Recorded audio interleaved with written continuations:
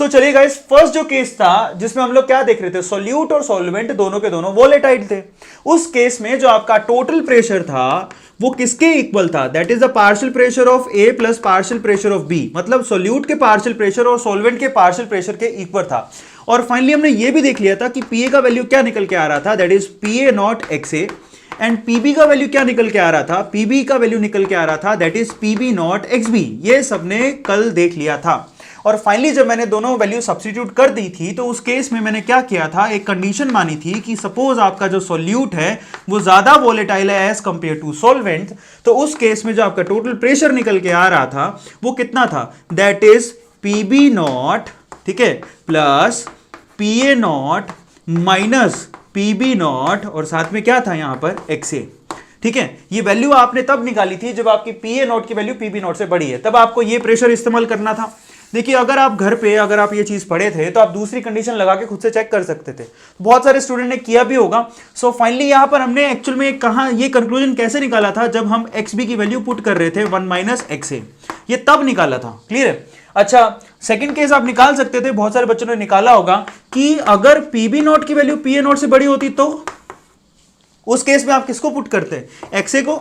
X equals to क्या होता, 1 minus X B, value put करते हैं, तब टोटल प्रेशर कितना आता, तब टोटल प्रेशर आता PT is equals to PA not plus PB not minus PA not upon XA upon X B, तो यहां पर आता एक्स बी।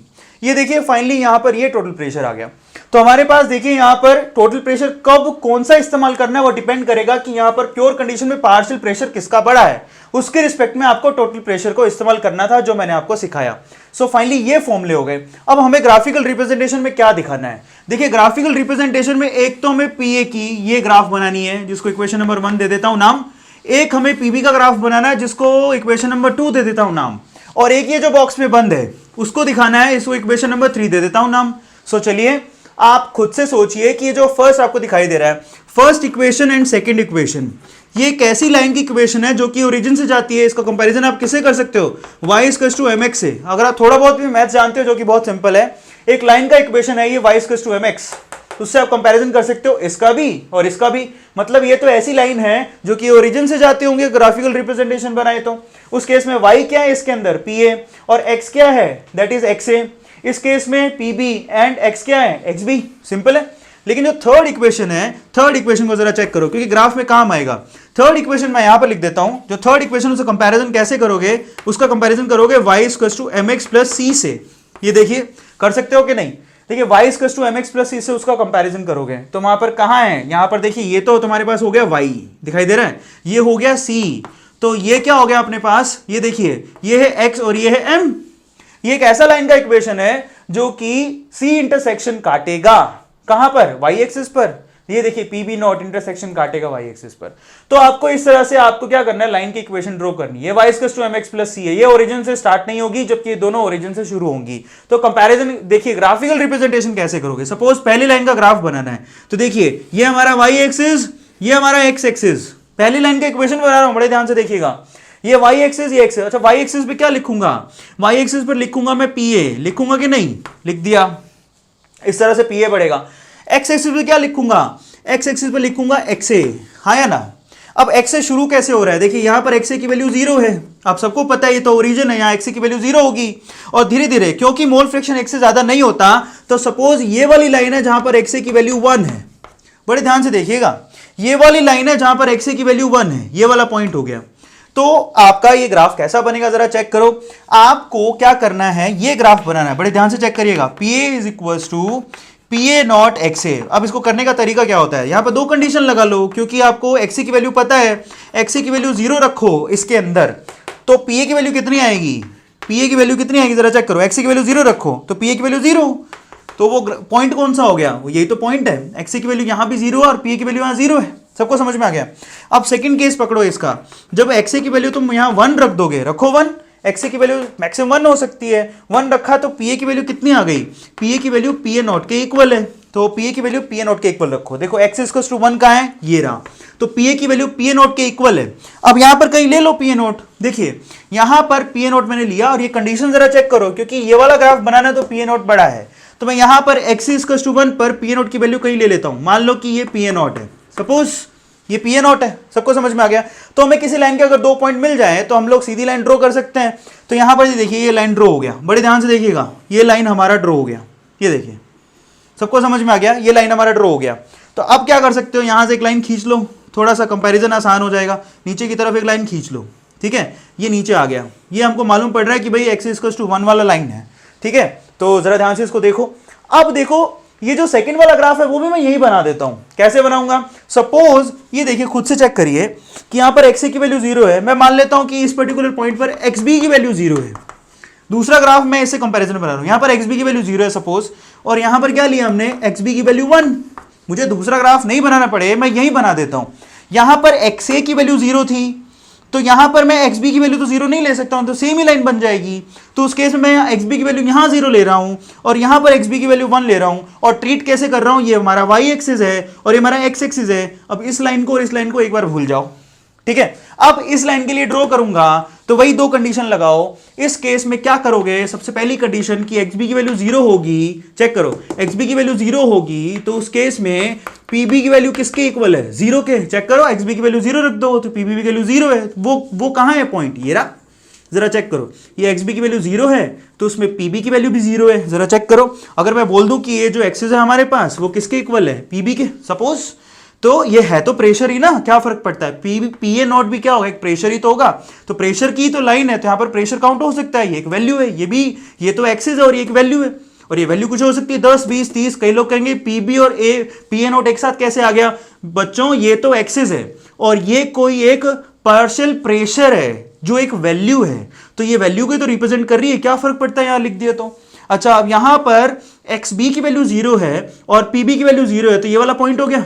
अब आप क्या करो, यहां सेकंड कंडीशन लगाओ, यहां पर जब आप xb की वैल्यू 1 रख दोगे तो बताइए pb की वैल्यू कितनी आएगी। उस केस में pb की वैल्यू आपके पास आ रही है pb नॉट के इक्वल। अब यहां पर खास बात पर आ जाओ, हमें पता है pb नॉट pa नॉट से छोटा है, आपने इस पॉइंट को pa नॉट लिया है तो हमको pb नॉट जो है pa नॉट से छोटा बनाना है, बना दीजिए। यहां इतना बड़ा नहीं होना चाहिए, प्रेशर ऊपर की तरफ बढ़ रहा है, ये हमारे पास pa नॉट, तो मैं थोड़ा नीचे बनाऊंगा, ये हमारे पास सपोज pb नॉट। अब मैंने इधर क्यों बनाया, जरा चेक करो, यही है xb की वैल्यू 1, क्योंकि कंडीशन क्या थी, जब आप xb की वैल्यू 1 रखोगे उस केस में pb की वैल्यू pb नॉट के इक्वल है। इस चीज को समझें। चलो, तो xb की वैल्यू यहां है 1, उस केस में pb की वैल्यू pb नॉट के इक्वल है, तो यहां पर ये वाला पॉइंट मान लेते हैं। अब हमें 2 पॉइंट मिल गए किसी लाइन के, तो ग्राफ खींच सकते हो, तो खींच लो, ये लो, ये ग्राफ बन गया, दिखाई दे रहा है। तो ये ग्राफ तो किसके लिए है, फाइनली ये ग्राफ तो बना हमारे pa के लिए, ठीक है, और ये ग्राफ हमारा बना pb के लिए।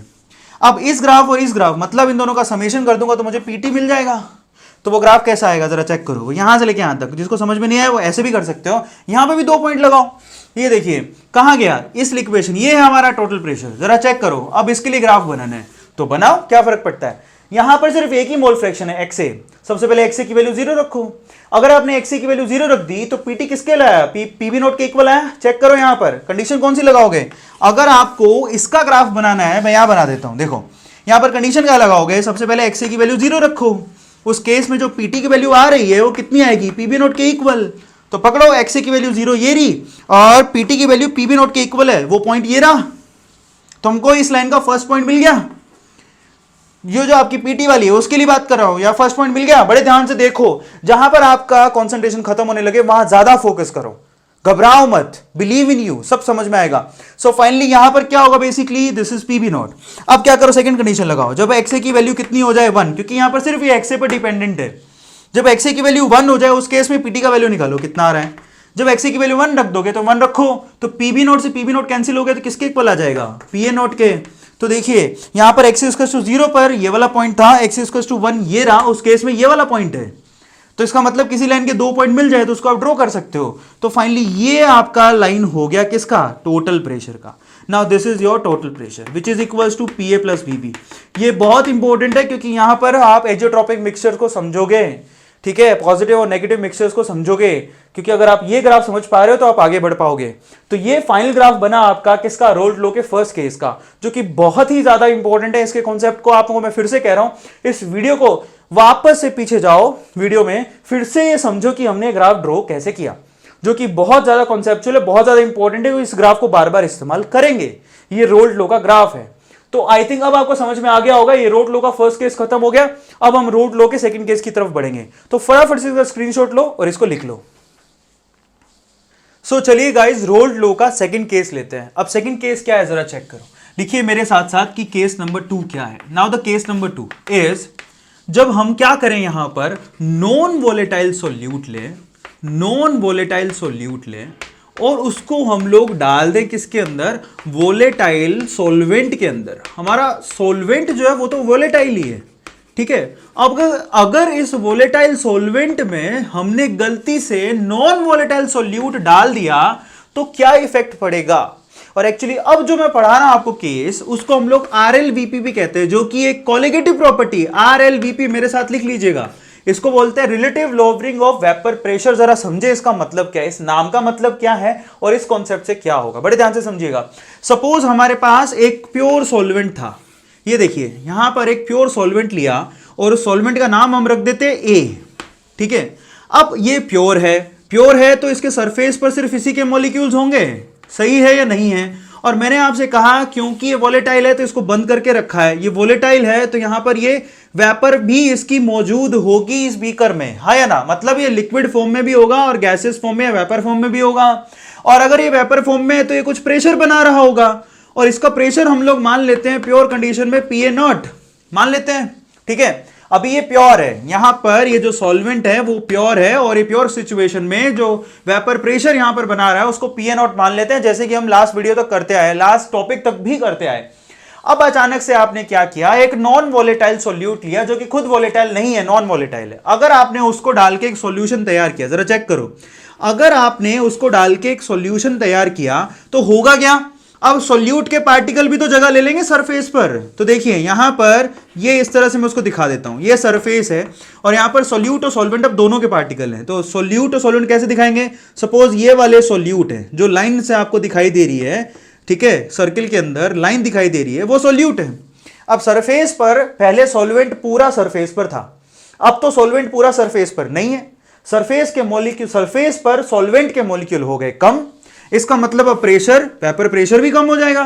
तो यहां पर वेपर प्रेशर, अब क्योंकि सोल्यूट तो यहां नॉन वोलेटाइल है तो सोल्यूट के तो वेपर बनेगी नहीं, वेपर सिर्फ और सिर्फ किसकी बनेगी, सॉल्वेंट की। ये है हमारा सॉल्वेंट A टाइप का, ये है हमारा सोल्यूट जो कि B टाइप का है, ये है नॉन वोलेटाइल, मैं लिख देता हूं ये है नॉन वोलेटाइल, जबकि हमारा A था वो वोलेटाइल था, जो ऊपर दिख ही रहा है आपको। अब सिर्फ वेपर किसकी बनेगी, ये वोलेटाइल की बनेगी जो कि सॉल्वेंट है, और एक्चुअली पहले से कम बन रही है क्योंकि यहां पर क्या हो गया है, सरफेस पर उसकी क्वांटिटी कम हो गई है। सो फाइनली मैं मान लेता हूं कि अब जो वो प्रेशर बना रहा है वो कितने बना रहा है, PA।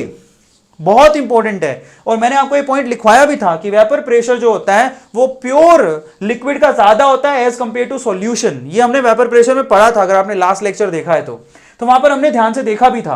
अब आप एक बात बताइए, यहां पर जो PA का वैल्यू होगा किसके इक्वल होगा, PA इसके अंदर, मैं किस केस की बात कर रहा हूं, इस केस की बात कर रहा हूं जो यहां लिख रहा हूं, जो यहां पर पार्शियल प्रेशर बनेगा सॉल्वेंट का वो डायरेक्टली प्रोपोर्शनल होगा कि उसके मोल फ्रैक्शन कितने प्रेजेंट है इसके अंदर। मैं मान लेता हूं कि इसके अंदर मोल फ्रैक्शन X से प्रेजेंट है, ठीक है। अब ये प्रोपोर्शनलिटी साइन हटाओगे तो PA इज इक्वल टू क्या लिखोगे, जो हमने पिछली बार लिखा, PA0 XA। ये वही चीज है जो आप कहां कर चुके हो, केस नंबर 1 में कर चुके हो। लेकिन केस नंबर 1 और 2 में क्या अंतर है, यहां पर सोल्यूट नॉन वोलेटाइल है तो उसका कोई लेना देना नहीं है। अब आप खुद सोचो हुआ क्या यहां पे, पहले प्योर सिचुएशन में वेपर प्रेशर सॉल्वेंट का ज्यादा था, जैसे ही सॉल्वेंट में आपने सोल्यूट डाल दिया उसका वेपर प्रेशर कम हो गया। इसी को क्या बोलते हैं, relative lowering of vapour pressure. यहां पर वेपर प्रेशर में कमी आ गई, रिलेटिवली आपको चेक करना है कि कमी कितनी आई। तो जरा चेक करो, अगर हम लोग ये चेक करें कि वेपर प्रेशर में डिफरेंस कितना आया है तो उसको लिख देते हैं डेल्टा P से। अब बताइए कितना डिफरेंस आया है, पहले इसका वेपर प्रेशर था PA0, फाइनली इसका वेपर प्रेशर हो गया PA, किसका, सॉल्वेंट का। और हमें यही चेक करना है कि वेपर प्रेशर में कमी कितनी है, डिफरेंस क्या आ गया है, जरा उसको चेक करो। तो पहले PA0 था, फाइनली PA हो गया, और हम जानते हैं कि PA0 की वैल्यू PA से ज्यादा होगी क्योंकि प्योर सिचुएशन में वेपर प्रेशर ज्यादा बनता है, ये हम जानते हैं। तो चलो PA की वैल्यू उठा के रख दो, यहां से अगर मैंने PA की वैल्यू उठा के रख दिया तो डेल्टा P किसके इक्वल आया, that is PA0 minus PA की वैल्यू ये रही, इसको उठा के रखे तो क्या बनेगा, PA0 इंटू XA। और finally delta P is equal to, यहां से PA0 की वैल्यू कॉमन निकाल लो, अंदर क्या बचा 1 माइनस XA, हाँ या ना। अच्छा, अब हमें सबको पता है किसी सॉल्यूशन के अंदर XA प्लस XB यानी कि सोल्यूट के मोल फ्रैक्शन और सॉल्वेंट के मोल फ्रैक्शन किसके इक्वल होते हैं? 1 के। सो फाइनली 1 माइनस XA ये किसके इक्वल होगा? XB के इक्वल होगा कि नहीं होगा? ये देखो फाइनली XB के इक्वल होगा, 1 minus XA equals to XB, उसकी वैल्यू रख दो। सो यहाँ पर डेल्टा P अपॉन ये P नॉट की वैल्यू नीचे ले जाओ, which is equals to how much? XB। बहुत इंपॉर्टेंट है ये, देखिए यहां पर रिलेटिव लोवरिंग आ गई। रिलेटिव मतलब रेशनल कंपैरिजन में, किसके कंपैरिजन में? पहले उसकी कितनी थी? P नॉट, फाइनली कितने की कमी आ गई, वो रिलेटिवली किससे मेजर कर रहे हैं हम लोग? P नॉट के कंपैरिजन से। यानी कि इसी को देखो, इसी रेशियो को हम लोग क्या बोलते हैं? RLVP, यही कहलाता है RLVP, relative lowering of vapour pressure. जब आप रिलेट करते हो, जब आप रेशो निकालते हो, उसको रिलेटिव लोवरिंग बोलते हैं। तो यहां पर रिलेटिव लोवरिंग वेपर प्रेशर किसके इक्वल है? बड़े मजे की बात है, जो सॉल्वेंट में कमी आई है वो सोल्यूट के मोल फ्रैक्शन के इक्वल है। आप खुद ही सोचो यहां पर कमी क्यों आई? क्योंकि आपने सोल्यूट ऐड करा। तो फाइनली एक्चुअल में वो सोल्यूट के मोल फ्रैक्शन पे डिपेंड करती है, और रोल्ट का सेकंड केस भी यही है, बहुत इंपॉर्टेंट है। So relative lowering of vapour pressure is equals to the mole fraction of solute, बहुत ही ज्यादा इंपॉर्टेंट है। अब जरा ध्यान से देखो, अगर मैं डेल्टा P की वैल्यू उठा के रख दूं, ये डेल्टा P की वैल्यू है, फाइनली अगर ये वैल्यू उसके अंदर उठा के रख दूं तो फाइनली क्या बन रहा है? देखो PA not minus PA upon नीचे क्या लिखा है? PA not which is equals to XB। इसी को बोलते हैं relative lowering of vapour pressure. और यही स्टेटमेंट था केस नंबर 2 का, जिसमें हम लोग क्या चेक करते हैं कि the relative lowering of vapour pressure in the case of when non volatile solute is added to volatile solvent is equals to XB। यानी कि किसके मोल फ्रैक्शन पे डिपेंड करेगा? सॉल्यूट के मोल फ्रैक्शन पर, जो कि बहुत ही ज्यादा इंपॉर्टेंट है, और इसी फैक्टर को हम लोग RLVP बोलते हैं। अच्छा, अब XB की वैल्यू रख दो। सपोज यहां पर मैंने क्या किया, ये एज इट इज ही है delta P upon PA not. अच्छा, अब XB क्या होता है? That is mole fraction of B divided by mole fraction of A plus mole fraction of B, हाँ या ना। अब मैं यहां पे कंडीशन लगा दूं, सपोज लेट, मैं यहां लिख देता हूं कि यहां पर मैंने क्या लिख दिया, that the mole fraction of A यानी कि सोल्वेंट के जो मोल है वो एज कंपेयर टू सोल्यूट मोल बहुत ज्यादा है। तो मैं नीचे वाले फैक्टर में क्या लिख सकता हूं, दैट इज NB अपॉन, मैं यहां NA प्लस NB को सीधे NA लिख सकता हूं, हाँ या ना, क्योंकि इसके कंपैरिजन में ये बहुत ज्यादा है, तो रिलेटिवली इसको हम लोग NB अपॉन NA लिख सकते हैं, हाँ या ना। सो फाइनली यहां पर क्या आ गया, delta P upon PA not which is equals to NB upon NA। अच्छा, NB का वैल्यू किसके इक्वल होता है? That is mass of B यानी कि mass of solute divided by molar mass of solute, सही है। Na किसके इक्वल होता है? That is mass of solvent divide by molar mass of solvent, सही है। सो फाइनली यहां से आप मोलर मास ऑफ सोल्यूट निकाल सकते हो। बहुत बार मोलर मास ऑफ सोल्यूट पूछा जाता है, किसके इक्वल होता है? मैं यहां लिख देता हूं मोलर मास ऑफ सोल्यूट। अगर आपको बताया नहीं कि सोल्यूट कौन है, तो आप मोलर मास ऑफ सोल्यूट निकाल के आइडिया लगा सकते हो। ये फॉर्मूला है जिसको यूज कर सकते हो। सपोज आपको नहीं बताया कि सोल्यूट कौन है, तो आप मोलर मास तो नहीं निकाल पाओगे सोल्यूट का, क्योंकि आपको पता ही नहीं कौन है। तो उस केस में आपको यहां पर relative lowering of vapour pressure बताएगा। Now this is relative lowering of vapour pressure. तो NB की वैल्यू किसके बराबर होगी, जरा चेक करो। तो देखिए यहां पर क्या लिखोगे, WA, और यहां लिखोगे RLVP, लिख दिया, और साथ ही साथ ऊपर क्या हमारे पास WB अपॉन MA। तो यहां पर ये हो गया WB अपॉन MA। तो ये आपके पास फॉर्मूला हो गया मोलर मास निकालने का। किसका मोलर मास निकालने का? सोल्यूट के मोलर मास को निकालने का। सो फाइनली यहां पर हमारा केस नंबर 2 भी खत्म हो गया, जो हमसे ये कहता है कि अगर कोई ऐसा सोल्वेंट है जिसमें आपने नॉन वोलेटाइल सोल्यूट डाल दिया है, तो उसके अंदर जो relative lowering of vapour pressure आएगा वो सोल्यूट के मोल फ्रैक्शन के इक्वल होगा। सबको समझ में आ गया? सो फाइनली ये इसका मतलब निकलता है। ये केस नंबर 2 हमारा खत्म हो गया, मतलब रोट लो के दोनों केसेस हमने फिनिश कर लिए। अब हम आगे बढ़ेंगे अगली वीडियो में। टिल देन बहुत ही ईमानदारी से इसको बार बार देखकर कॉपी में नोट करके बड़े ध्यान से इसको चेक कर लीजिए कि आपको समझ में आया कि नहीं आया। नहीं आया तो कमेंट सेक्शन में लिख दीजिए क्या चीज़ समझ में नहीं आई, आई विल आंसर दैट, और बड़े ध्यान से इसको नोट डाउन कर लीजिए। आपके आज का होमवर्क, आज की इस वीडियो का होमवर्क डिस्क्रिप्शन बॉक्स में गिवन है। इस वीडियो को खत्म करते ही आप सिर्फ 5 मिनट का ब्रेक लीजिए, और उसके बाद वो वीडियो में जो भी लिखा है उसको खत्म करिए। मैं आपसे फिर से कह रहा हूं, हमें कोर्स जल्दी खत्म करना है, तो उसमें आपके एफर्ट भी काम देंगे।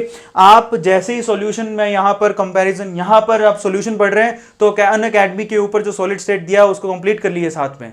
वहां पर सॉलिड स्टेट के मैं लेक्चर्स ऑलरेडी अपलोड कर चुका हूं, तो डिस्क्रिप्शन बॉक्स में जो होमवर्क देता हूं उसको भी साथ में टाइम टू टाइम खत्म करिए, तो हम लोग फाइनली अपने एम की तरफ बढ़ पाएंगे। So believe in your self, जो मैं काम दे रहा हूं वो साथ साथ करते जाइए। अगली वीडियो का जैसी नोटिफिकेशन मिले, जैसे आपको समय मिले, तुरंत उसको देखो।